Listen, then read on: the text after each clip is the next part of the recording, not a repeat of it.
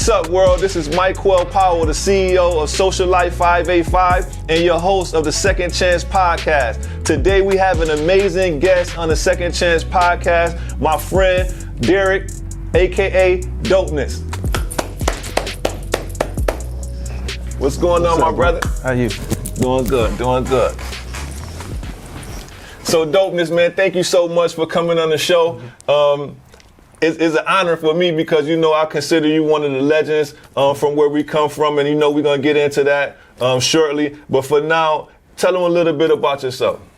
I grew up around Scio. Really, I lived all over the city, but Scio was always my heart. That's where it all began. That's what my roots is, my family there. Absolutely. So when you say you grew up on Scio, let the viewers know, where is Scio? What is Scio Street? It's on the north side, off Main Street, goes all the way down to Central Park. That whole little strip from the bridge on back, we there. Typically, we was at the dead end. Davis, right. Augusta, that was our stomping ground, you know, the first store. Then we moved down by the second store, Woodward, all that stuff. Absolutely. So that's in Rochester, New York? Yes, Rochester, New York. My fault. You mentioned Scio Street, and I'm glad that you started off there. You went straight to Scio Street, and I think that that's important because coming from Scio Street, we have a certain kind of pride, and we be proud of our neighborhood. What was it about growing up on Scio Street that you think led to making you the person you became today? I think it was more so the people that came before me.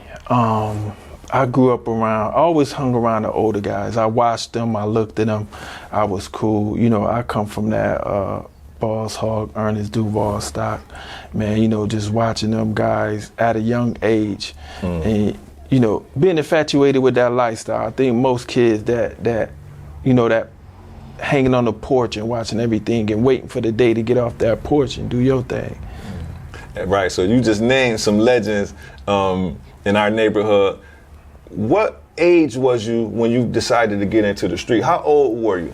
I was like 9 years old in the 4th grade. I started, used to ask to get work from people. Could you work for people? That's what it used to be back in the days. And used to have to hold bags for them. So I started out holding bags for Ernest and then Money Mike, you know, and a couple other people. But that's what they would do. You'll hold bags for them.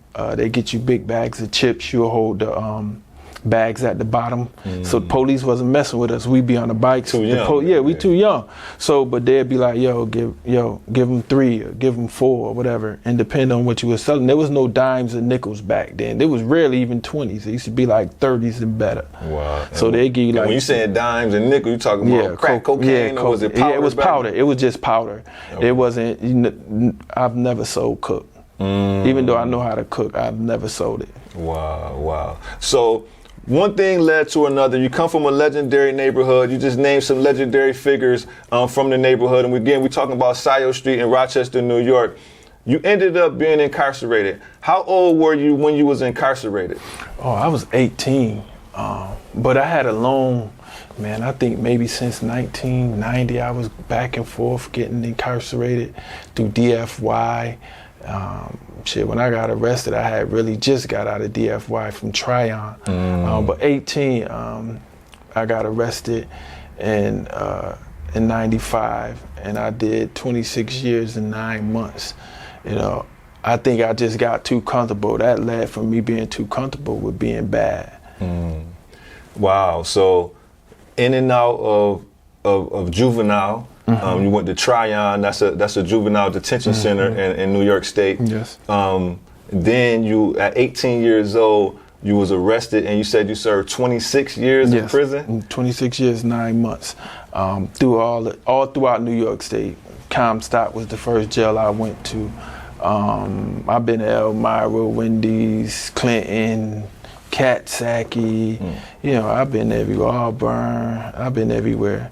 Wow. So that's similar to my story of going to prison, but the only thing was I did 6 years in prison, and that's 26 years. That's a lengthy time. And going inside at 18 years old, what does that do to a person's mental? How do you stay mentally grounded being 18 years old and you being sentenced to 25 to life or whatever the case may be, and you end up doing 26 years, how does that affect a person mentally? It can affect you in a lot of different ways. Definitely when it comes to like your family and children and things like that. I think that's the biggest part of it, you know, not being there for my daughters and my mom, other family members dying. But mentally, I think it was more so, the challenge was that I always told myself I wanted to do different from what a lot of the other people did. You gonna get in stuff, the weapons, the drugs, all that stuff, you gonna get into that. The fightings and the cuttings and stabbings, you gonna get into all that stuff. But my mind was always like, yo, I wasn't supposed to be there. That's the way I was thinking. So everybody knew me. No, my main thing, first thing I did whatever prison I went to, I found out how the law library system worked and I signed up for the law library. That would be my thing, the first thing before the yard. So, you know, even though after a while, you know, I stopped really like going to the yard because there was really nothing out there but trouble. If you want to get in trouble, go to the yard. I had to have a special reason to be going out to the yard. Wow. You know, but other than that, I stayed in the law library and stayed out the way, or I stay in my cell. You know, that's really was my thing. Wow. So there was a time in your incarceration that you went back to college. Yes. What led you to making that decision? Because a lot of the times, I can imagine, I don't know if it's true, a lot of the times people will be sentenced to that amount of time. The last thing that they might be thinking about is going back to college or self-improvement, because you might be thinking it's too late or I got too much time to even go back to school. Yes. What was your the factor that made you decide, I got this time, and I'm gonna say all that time because to me that's a lot. That's way more time than what I did. I got this time. What made you say, you know what, I'm also gonna be productive during this time and I'm gonna go back to college? Well, that was a decision that was made like maybe 2007 when I said, you know, I'm not messing with no more drugs. I'm not messing with no more weapons. I'm just like trying to fly right. Like I went to college first initially in Elmira. They had the free college program there, but you couldn't get credits. And it was like one semester. But it always remained teachable.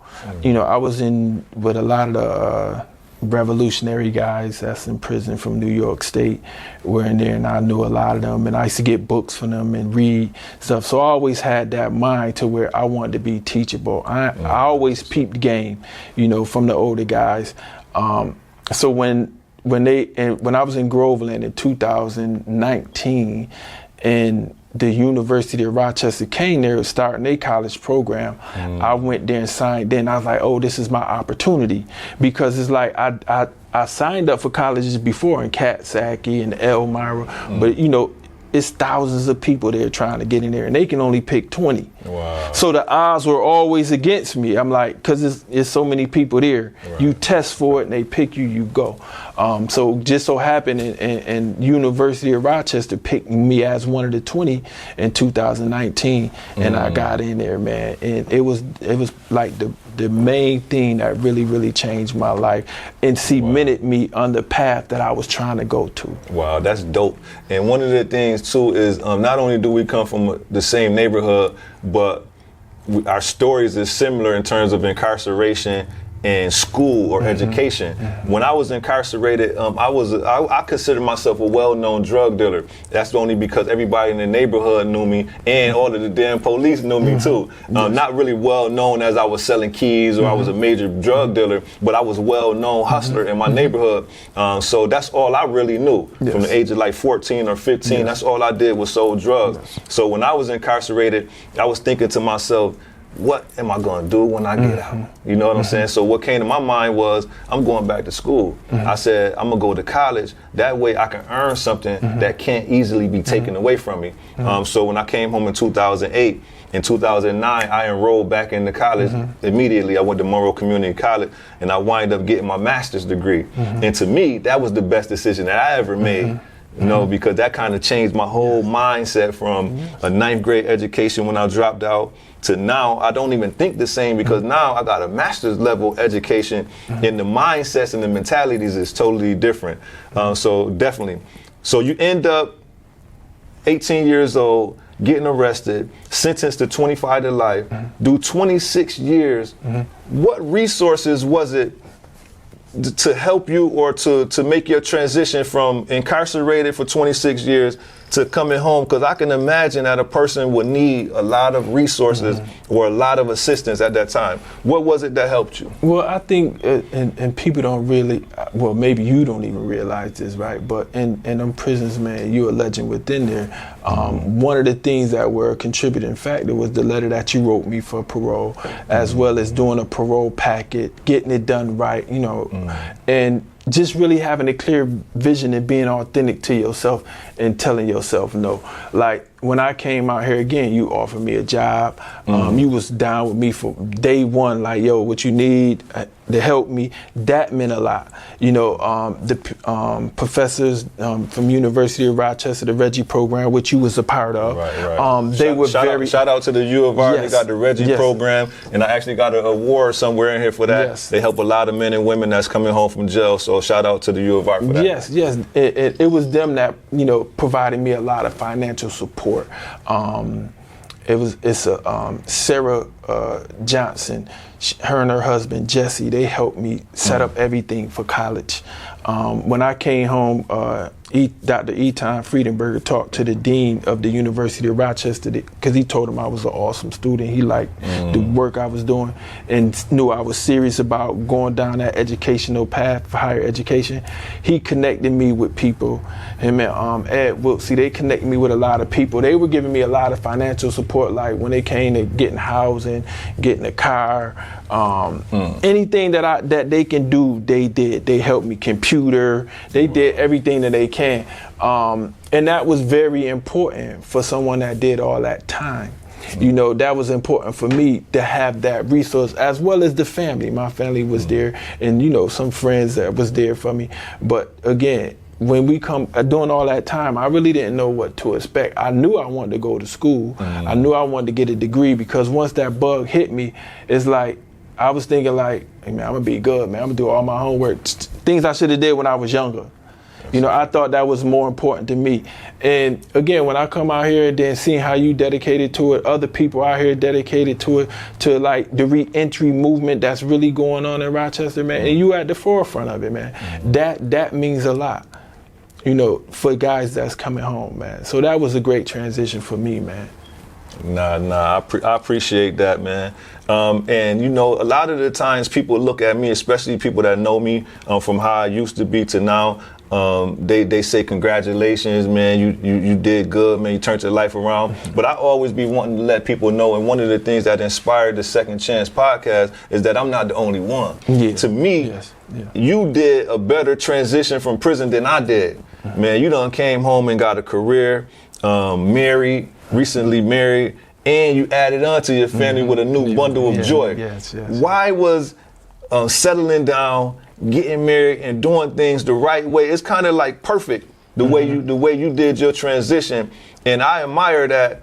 But why was that important for you to do it like that? Well, because again, my upbringing, like you, man, all I did was sold drugs, you know, carry guns, fought, got into things. I was living that street life, so.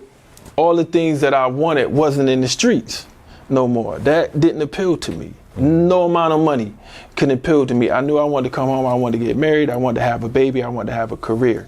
You know, a lot of things that were very instrumental wasn't in the streets. So, like I say, everything that I'm doing now was decisions made 15 years before I even went to the parole board. I said, I'm done with all this. I started telling myself no. I don't smoke, I don't drink, I haven't been to a concert, I don't go a lot of places, I don't hang out, I don't do all them things that I used to do. Before the nightlife, the clubs, I did all that. We there. Hoodies on, pistols, like, come on. We did that, we lived that life. That wasn't appealing to me no more. I knew, like I said, I knew what I wanted to do. I came home, I got my bachelor's degree from the University of Rochester, a multidisciplinary degree. Yeah, I'm the first one to have that degree. It's a new degree that they started for guys that's making a transition from prison to coming home. Society, yeah. You know, I was like, to help them figure out the kinks to get the program running smooth. You know, I said, I'm gonna do it. I went through the rigors and, you know, all the ups and downs to figure it out. So now it's running smooth and, you know, people are coming home and making that transition and graduate, getting that multidisciplinary degree. You know, and that's a beautiful thing. I didn't see that, you know, when I first went to prison. I couldn't see that when I lived the street life. I didn't see myself walking across that stage, you know. And again, you know, like you say, I just had my daughter, you know, she's 7 months in a few months, man, you know. That's my bundle of joy. I can't imagine living life without her. You know, and I do all the things, like the things I missed out on my first 2 daughters, I see the beauty and the joy of it, you know, and I respect that. So that meant a lot to me. My part of giving back from the way that I used to live, you know, I help homeless families find homes. I'm a case manager. And I take pride in that, man. People, when these women, a lot of them is young too, be like, yo, you know, Mr. Derek, thank you for fighting for us, man. Thank you for helping us find housing. Thank you for helping us get clothes. Thank you for the resources that means a lot to me, man, more than anything. Yo, listen. They always try to say that we legends for what we do on the street. But to me, hearing your story, that's what I consider legendary, especially a person that's able to do 26 years in prison, come home, start a family, stay out of trouble, give back to society, because our people is hurting.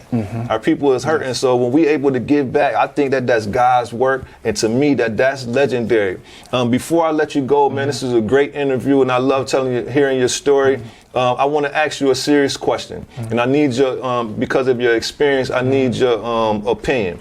Right now, we're seeing that the youth all over the United States is getting in trouble for fighting everywhere, stealing cars, making ghost guns. They doing everything under the sun. What advice do you have to our young men and women that's on the path of jail or death? From your experience, what advice would you give the youth, the younger brothers and sisters? Learn how to tell yourself no.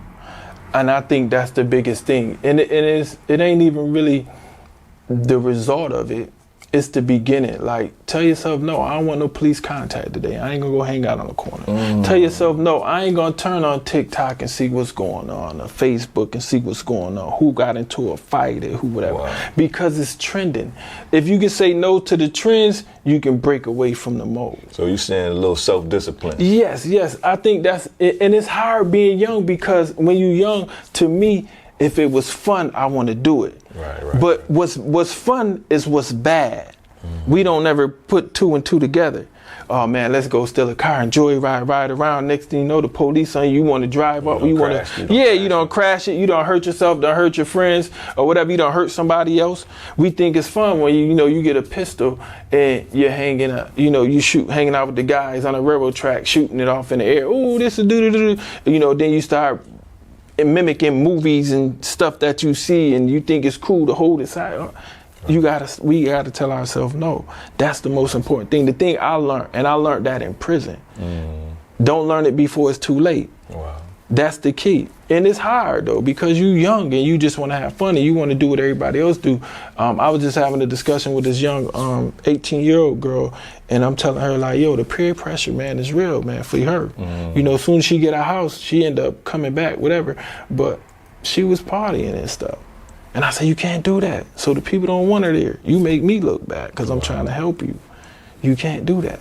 So you got to tell yourself, no, the things that we think is fun, we got to walk away from. Right. They used to say the same thing that you love would be the same thing that kill you. Yes. Thank you so much. This is the Second Chance Podcast. We just heard the story of Derek, a.k.a. Dopeness, from my neighborhood on Scio Street. Did a lot of time in New York State prison and came home and is doing great things, taking care of his family. Make sure you like and follow and subscribe all platforms for Social Life 585 and tune in. Second Chance Podcast. MIQUEL Powell. We out.